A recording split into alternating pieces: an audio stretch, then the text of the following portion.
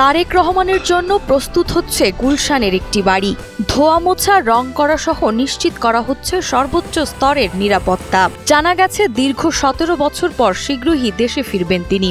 তার দেশে ফেরাকে কেন্দ্র করে নেতাকর্মীরা যেমন উচ্ছ্বসিত, তেমনি নতুন রূপে সাজছে গুলশানের এই ডুপ্লেক্স বাড়িটি। দেশনায়ক তারেক রহমান বাংলাদেশে আসছেন, এটা শুধু আমরা কর্মীরা না, বিএনপির যত নেতাকর্মী আছে, লক্ষ লক্ষ কোটি কোটি শুধু নেতাকর্মী, এদেশের আপামর জনগণ অত্যন্ত প্রত্যাশা নিয়ে উনি আসছে এবং সবাই তাকিয়ে আছে উনি দেশে আসবেন। জনাব তারেক রহমান ৬৯ নম্বর বাড়িতে আশাবাদী আসবেন। বাড়িটা অনেক পুরানো বিধায় এখানে অনেক কিছু সংস্কার চলছে। গুলশান ২-এর এভিনিউ রোডের ১৯৬ নম্বর বাড়িতে তার থাকার সব প্রস্তুতি ইতিমধ্যে সম্পন্ন হয়েছে। ১.৫ বিঘা জমির উপর নির্মিত ছায়াঘেরা এই ডুপ্লেক্স বাড়িটি ১৯৮১ সালে সাবেক রাষ্ট্রপতি জিয়াউর রহমানের মৃত্যুর পর তার স্ত্রী বেগম খালেদা জিয়াকে বরাদ্দ দেওয়া হয়। বিএনপির চেয়ারপারসন বেগম খালেদা জিয়ার মালিকানাধীন থাকা বাড়িটি সম্প্রতি তারেক রহমানের নামে নামজারি করা হয়েছে।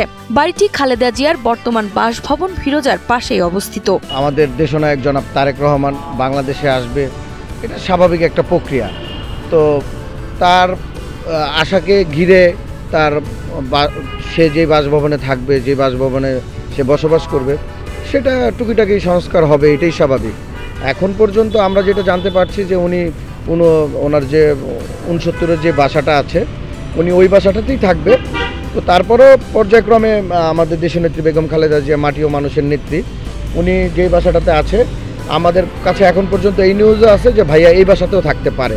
একসময় British American tobacco Bangladesh limited এই বাড়িটি ভাড়া নিয়ে ব্যবহার করত। প্রায় ৬ মাস আগে কোম্পানি বাড়িটি ছেড়ে দিলে তারেক রহমানের বসবাস উপযোগী করে এর অভ্যন্তর ও বাহ্যিক পরিবেশ নতুন করে সাজানো হয়। বাড়িটিতে নিরাপত্তা ব্যবস্থাও জোরদার করা হয়েছে। সীমানা প্রাচীরের ওপর স্থাপন করা হয়েছে কাঁটাতারের বেড়া ও সিসি ক্যামেরা।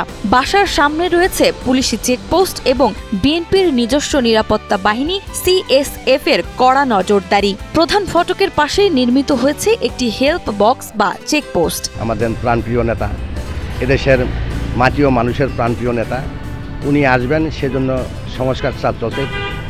তারের কাটা, সিসি ক্যামেরা, সর্বোচ্চ নিরাপত্তা দেওয়ার জন্য যা যা দরকার। কারণ আপনারা ইতিমধ্যে জানেন যে স্বৈরাচার পলাইছে, কিন্তু তার দোসররা এখনও রয়ে গেছে। তার দোসররা যে কোনো মুহূর্তে যে কোনো ধরনের নাশকতা চালাতে পারে।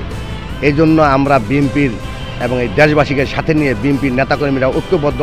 আমরা জীবন দিয়ে হলেও তারেক রহমানের জন্য কোনো রকমের ক্ষয়ক্ষতি বা এরকম দুঃসাহস যেন করে না পায়, এটা আমরা সঠিক জবাব সঠিক সময় দিয়ে দেব ইনশাআল্লাহ।